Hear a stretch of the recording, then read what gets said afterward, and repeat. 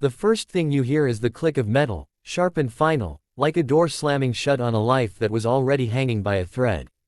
A little girl starts crying somewhere off to the side, calling, "Abu, Abu," and a man's voice breaks as he says, "Please." She's scared. Before you decide what you think about him, before you judge the handcuffs, the police lights, the whispers in the crowd, stay with this story until the very end. And if stories that touch your heart matter to you, take a second right now to like this video and subscribe to the channel, because what you're about to hear isn't just entertainment. It's a reminder of how quickly we judge, and how powerfully the truth can change everything. The night was cold in a way that cut through clothes and settled into bones. Streetlights flickered above a small neighborhood grocery store where people usually knew each other by name. That night, though, tension hung in the air. A call had come in about a possible theft, a suspicious man lingering too long near the store with a child who looked tired and frightened. By the time the police car arrived, a small crowd had gathered, curiosity feeding on half-seen moments and assumptions. Officer Sarah Malik stepped out of the patrol car with calm, practiced movements. She had been on the force long enough to trust her instincts, but not so long that she'd stopped caring. She saw the man immediately.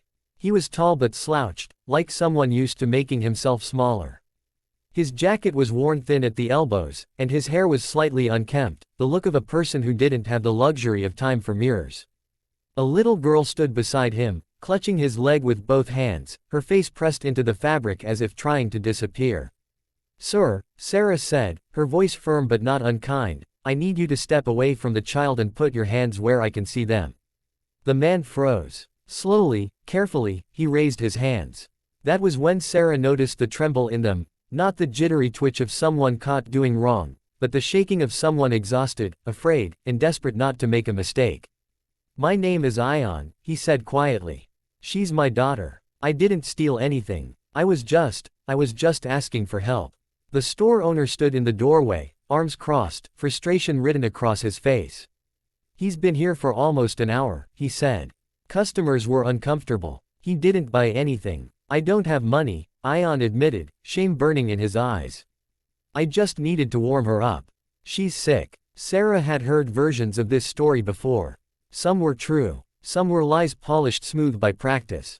Protocol didn't allow room for sympathy without verification. She stepped closer, guiding Ion's hands behind his back. The sound of the handcuffs echoed louder than it should have. As the cuffs tightened, the little girl screamed, "Abu, please." She tried to run to him, but another officer gently held her back. "Please," Ion begged, his voice cracking now. "Don't scare her. She's all I have." Sarah felt a familiar ache in her chest, the one that came when duty collided with humanity. Still, she finished securing the cuffs. As she did, the sleeve of Ion's jacket slid up slightly, revealing a tattoo on his forearm. At first, it was just ink. Dark lines against worn skin.